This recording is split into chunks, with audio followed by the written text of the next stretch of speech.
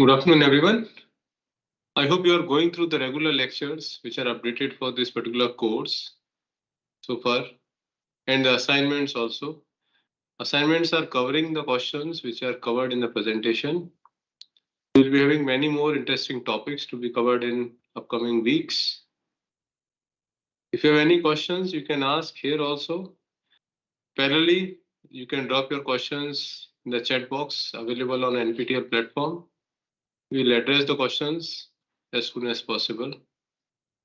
The course primarily so far has discussed about how the earthquakes are happening across the globe, primarily what are the governing mechanisms for the earthquakes occurrence, then discussing about the fault plane solutions, how you describe a particular fault plane solution in terms of its properties, well identified lakes which are there across the globe in terms of convergent boundaries, divergent boundaries, transform plate boundaries. We have also discussed about active faults and how the analogy in terms of identification of active faults and the faults which are considered to be inactive. So there are provisions based on which one can identify whether the fault is said to be active or inactive fault. While discussing these topics, we have also come across the beach wall solution, moment tensor solution, and representation of fault plane solution on stereo nets. So detailed description primarily on beach wall solution and how one can represent fault plane solution and auxiliary plane on stereo net has also been discussed in the presentations and the lectures, which are live lectures which are given on the NPTEL platform for this particular course. Continuing with this particular topic related to earthquake occurrence, we will further continue this related to synthetic ground motion models. What are the different models? What are the different model parameters, starting with point source model, aerial source model. We had also discussed about seismic gaps. The purpose of identification of seismic gaps are to find out hot zones which are potential or which are due for a big earthquake. And as far as the known record of earthquake occurrence is concerned, such records are not available for the particular region. So when we are talking about seismic gaps, these will help in identification of those regions which are very likely to experience maybe major to great earthquakes, and keeping in mind the devastations which had happened during earlier earthquakes. If such earthquake happens in the current times, where the population density as well as construction, if you see about building density in a particular medium, in a particular region, it is significantly higher. Or we can say it's manifold, it has increased in comparison to historic earthquakes or past earthquake which had happened 70, 80, 100 years back. In such a case, if these earthquakes are going to get repeated in the zones which are identified as seismic gaps, the devastations will be significant. So in order to prevent these kinds of devastations, in order to be prepared for mitigation measures, we have to have an identification of seismic zones, and then we can go ahead with in situ monitoring of these seismic gaps based on in situ measurement like GPS measurements, using geodetic measurements, or even based on remote sensing or satellite data. So identification of historic earthquakes as well as identification of seismic gaps will help to find out more about the seismic activity of a particular region. We had also discussed about paleo earthquakes. The study of paleo earthquake mainly aims at identification of historic earthquakes which had happened in the region of interest but were not the part of known earthquake catalog, primarily because if you are talking about earthquake which had happened 100 years, 200 years, 500 years back, we were not having any measure of measuring the earthquake records. Even the current understanding of earthquake seismic wave was not established at that particular time. But nevertheless, the fact is the earthquakes have been happening, and depending upon the size of the earthquake and seismic activity of the region, sometimes major earthquakes are happening very frequently, sometimes great earthquakes are also happening every one in 200, 300 years. So if we considered that since there is no activity of major earthquake in the region cannot withstand a major earthquake, can be neutralized or can be denied by exploring more about historic earthquakes in terms of locating seismites, primary or secondary features, suggesting that in the past, maybe several centuries back, there were earthquakes. And because of these earthquakes, some features, particularly about soft sediment stratification, puncturing of those sedimentation by uh, uh, saturated soil medium, which is coming from deeper depth, primarily in terms of liquefaction, development of sand bands, or creation of sand blows.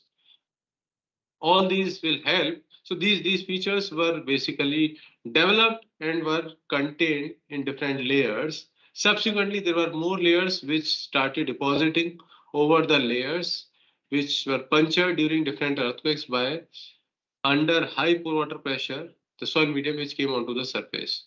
So collectively, as a part of paleoliquefaction studies, we keep on searching for these features, whether on the ground surface, whether beneath the ground surface. Even we can look for surface manifestations such as fault scarps, offsets, river fans, which are available maybe in terms of tectonic maps or which are available in remote sensing data, satellite maps. We can go ahead with detailed investigation at the site. We can also look into signatures, indication of potential presence of faults in a particular region. At later stage, once we go for in situ investigation, we also look into the potential sand blows and other primary or secondary feature or seismites, which might have been developed during those historic earthquakes.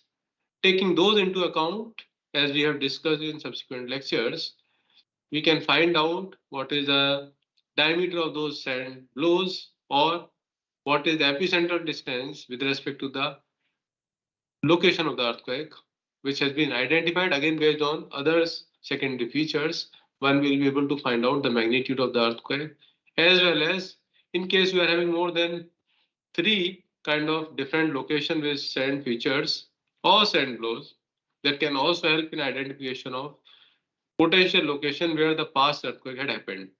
So collectively using this information, which was actually there at the site, but was contained at certain depth beneath the ground surface, or it was there in terms of induced effect or secondary effect of earthquake, such as raising of the ground or the rupture length which is visible on the ground surface. This can also be used, or average displacement, maximum displacement. So these can also be used to find out the magnitude of the earthquake.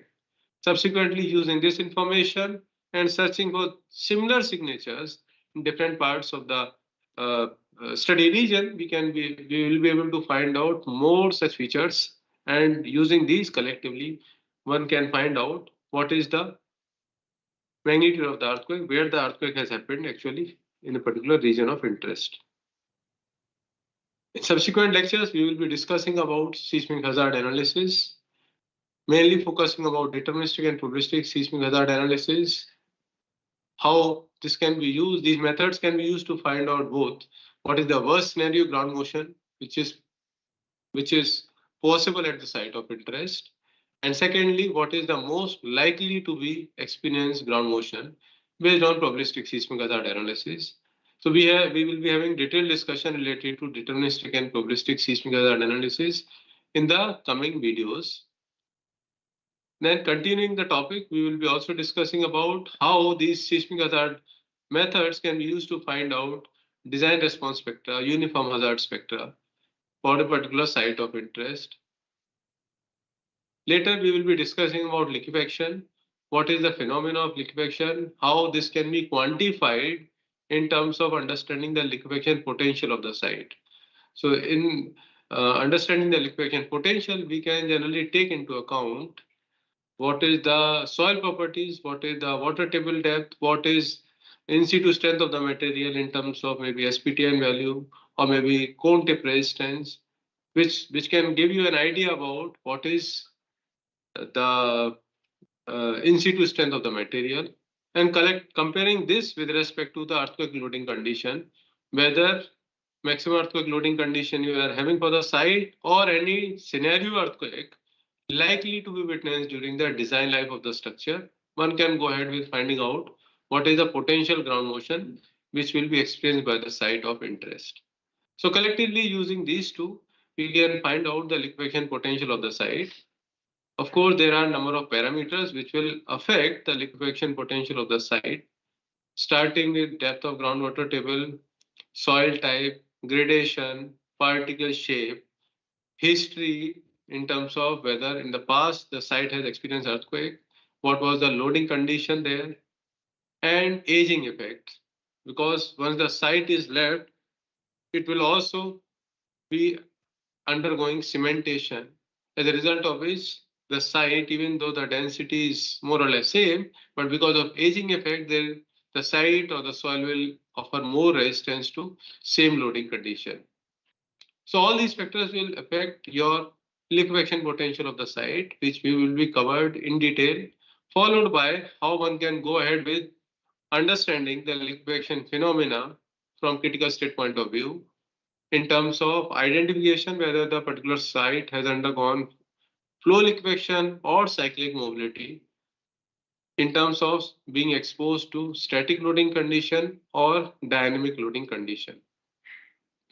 We will be also covering topics like ground response analysis, local site effect, site classification, estimation of earthquake magnitude and intensity has already been covered in the lectures which are there in the beginning of this particular course. So one can take the in-situ record, find out what is the value of local magnitude or Richter magnitude, body wave magnitude, surface wave magnitude, and subsequently about moment magnitude scale to quantify what is the size of the particular earthquake which has been witnessed, as a result of which you are having certain ground motion record at the recording station. Landslide topic will also be covered in terms of classification of landslide in this particular course. In the end, we will be also discussing about what is seismic vulnerability and subsequently how building classification, the zone in which the building is located, can be used to find out what is the vulnerability of the building. So when vulnerability, hazard, and risk are known, this can be used further for planning, even for understanding. I mean, you can go ahead with relative decision in terms of performance and even for subsequently searching for more set of ground motions for the response of a particular infrastructure. So overall, the coming topics have been discussed, and subsequently the topics which are going to come in next weeks in the rest part of the course, we have also discussed in brief about those topics. So since there are no questions, we can wind the session. Is it possible? In case you are having questions which are and because of some other reason you are not able to join in today's live session, do post your questions on the chat box given in the NPTEL platform. Thank you, everyone.